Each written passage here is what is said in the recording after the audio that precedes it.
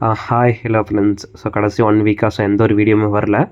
So இன்றைக்கான update நம்ம என்ன அப்படின்ட்டு பார்த்தலாம். ஓகேங்களா, கரண்ட்டில் கம்பெனி மூவிங் எப்படி போயிட்டுருக்கு, ஸோ யூவிசிஎக்ஸ் காயின் ப்ரைஸ் இன்க்ரீஸ் ஆகுமா, அடுத்தது ட்ரேடிங் புல் பே அவுட், அடுத்தது ட்ரிபிள்எம்சி ப்ராஜெக்ட், ஸோ அந்த மாதிரி நிறைய விஷயம் இருக்குது. ட்ரேடிங் புல் பே அவுட் வந்து பார்த்திங்கன்னா லாஸ்ட் மந்த்து சரியாக 11ஆம் தேதி 12 மணிக்காட்டம் பே அவுட் எல்லாத்துக்கும் வந்துருச்சு அதுக்கு முன்னாடியே. ஸோ 12:01 வித்ட்ரால் போட்டவங்களுக்கு 1 மணி 2 மணி அப்படிங்கிற டைமில் வந்து பார்த்தா ரிசீவ் ஆகிடுச்சு. ஸோ எல்லாருமே முடிஞ்ச அளவுக்கு நான் குரூப்பில் அப்டேட் பண்ணி வரேன். பே அவுட் வந்தோடனே நான் அப்டேட் பண்ணுறேன். ஸோ அந்த டைமில் போயிட்டு நீங்கள் வித்ட்ரால் அப்படிங்கிறது கொடுத்துருங்க, சரிங்களா. ஸோ அந்த வித்ட்ரால் கொடுக்குறது எப்படின்னு கூட நான் குரூப்பில் நான் வித்ட்ரால் கொடுக்கும்போது அந்த வீடியோ வேணால் எடுத்து உங்களுக்கு போடுறேன், சரிங்களா. ஸோ அடுத்தது யூவிசிஎக்ஸ் ப்ரைஸ் வந்து இன்க்ரீஸ் ஆகுமா அப்படின்னா, இப்போ வந்து 0.2 ட்ரேட் ஆகிட்டு இருந்தது. Trading full date last date வர உங்களுக்கு எல்லாருக்குமே தெரிஞ்சிருக்கும். 0.3 போச்சு, 3.2 போச்சு, 3.9 போச்சு, அடுத்தது 0.28 வந்து இப்போ ட்ரேட் ஆகிட்டுருக்கு. ஸோ இப்போ அடுத்தது என்ன நடக்கும் அப்படின்னா, ட்ரேடிங் ஃபுல்லில் பே அவுட் வந்ததுக்கப்புறம் ஸோ எல்லாருமே எம்எம்சி ஸ்டார்ட் பண்ணுவாங்க.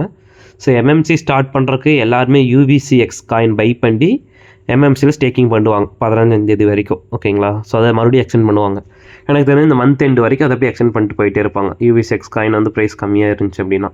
ஸோ அது ஒரு $1 ரீச் ஆனதுக்கப்புறம் இதையும் க்ளோஸ் பண்ணிட்டு நீங்கள் $1 எல்லாருமே அங்கே சேல் அடிச்சுக்கோங்க. அதான் சொல்லியிருப்பாங்களா, $1 ரீச் ஆகிற சான்சஸ் இருக்குது அப்படின்னு சொல்லி நிறைய பேர் மீட்டிங்கில் சொல்லியிருப்பாங்க. ஸோ அந்த ரீச் ஆனதுக்கப்புறம் சேல் பண்ணிங்கன்னு சொல்லிட்டு இது ட்ரிபிள்எம்சி வந்து யூவிசிஎக்ஸ் ஸ்டேக் பண்ணுறதை க்ளோஸ் பண்ணிட்டு 100% ட்ரிபிள்எம்சி காயின் அப்படிங்கிறத கொண்டு வந்துடுவாங்க. அது 15ஆம் தேதிக்கு அப்புறம் தெரியும் எத்தனை டாலர் எக்ஸ்டெண்ட் ஆகும், இல்லை இந்த மந்த் எண்டு வரைக்கும் போகுமா அப்படிங்கிறது. ஸோ எல்லாமே வெயிட் பண்ணி பார்ப்போம்.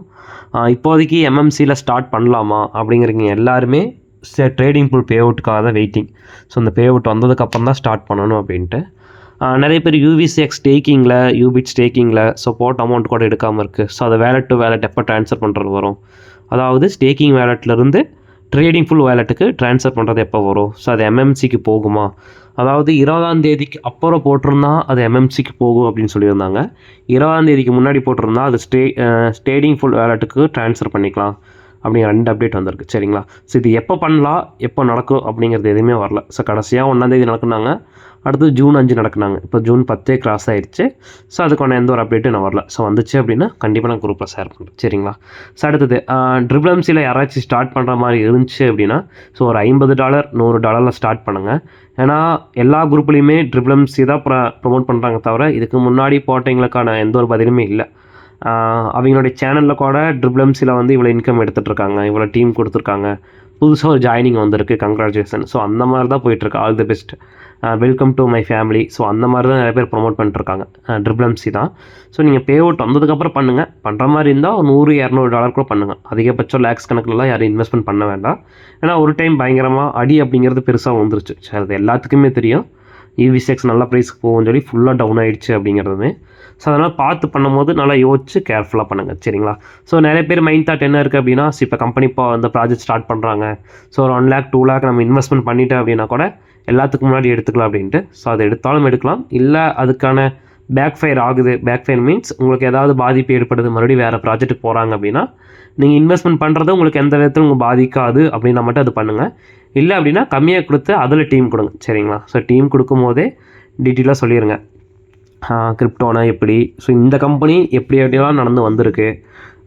நினச்சிருந்தா கூட இவர் க்ளோஸ் பண்ணிட்டு போயிருக்கலாம். ஆனால் அப்போவுமே காயின் ப்ரைஸ் ஃபுல்லாக கம்மியாக இருந்தால் கூட ட்ரேடிங் ஃபுல்லாக $3 அக்செப்ட் பண்ணி அது பே அவுட் கொடுத்தாங்கன்னா அது பே அவுட்டும் கொடுத்து தான் கொண்டு போயிட்டுருக்காங்க. ஸோ இந்த மாதிரி நிலமை வரும். ஸோ எந்த நிலமை வந்தாலும் நம்ம வெயிட் பண்ணி தான் எடுக்கிற மாதிரி இருக்கும்.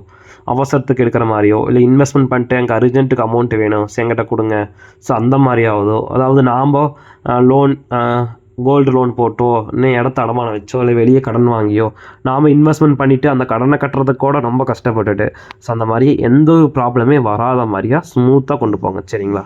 ஸோ அதான் என்னுடைய பெஸ்ட்டு ஒரு ஆப்ஷனாக இருக்கும், சரிங்களா.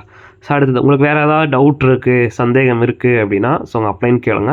இல்லை அப்படின்னா கூட நான் வாட்ஸ்அப்பில் ஒரு 1000 டெக்ஸ்ட் போட்டு கூட நான் ஃப்ரீயாக இருந்தேன் அப்படின்னா நீங்கள் ஆடியோ போட்டுங்க, நான் ரெஸ்பான்ஸ் பண்ணுறேன், சரிங்களா. ஓகே, அடுத்தது இப்போ ட்ரிபிள்எம்சி வந்து காயின் ஸ்டோரில் தான் டாலராக மாற்றணுமா அப்படின்னா அதுக்கு ஒரு ஆப்ஷன் இருக்குது.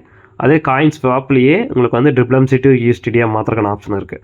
ஸோ நீங்கள் யூஎஸ்டிடி மாற்றிட்டு கூட யூஎஸ்டிடி கூட எங்கிட்ட கொடுத்து நீங்கள் 5000 வாங்கிக்கலாம், இல்லை நீங்கள் வெளியே கூட சேல் பண்ணிக்கலாம், சரிங்களா. அது டே பை டே அது ரேட்டை பொறுத்து உங்களுக்கு சேல்ஸ் ஆகும். ஸோ நான் எல்லாமே கவர் பண்ணிட்டு நினைக்கிறேன். ஸ்டேக்கிங், இன்வெஸ்ட்மெண்ட் பண்ணது, யூவிசிஎக்ஸ் காயின் ப்ரைஸு, ட்ரேடிங் புல் பே அவுட்டு நாளைக்கு நைட், அதாவது 10ஆம் நைட்டு 11ஆம் விடிக்காத்தாலும் உங்களுக்கு வந்து போனஸில் ஆட் ஆகும். ஸோ இது லாஸ்ட் மந்த் வந்ததை நான் சொல்கிறேன்.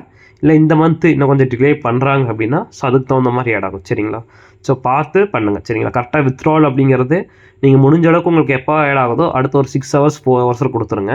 நீங்கள் 1 day டிலே பண்ணி வித்ட்ரா ரிக்வஸ்ட் கொடுத்தீங்க அப்படின்னா ஸோ நிறைய பேர் வித்ட்ரா ரிக்வஸ்ட் கொடுப்பாங்க. கரெக்டுங்களா? ஏன்னா UVCX கம்மியான ப்ரைஸ்க்கு வாங்கி நிறைய பேர் டெபாசிட் பண்ணியிருப்பாங்க. காயின் ப்ரைஸில் சேல் பண்ண வழி இல்லாமல் நிறைய பேர் UVCX ட்ரேடிங்குள்ளே போட்டிருப்பாங்க.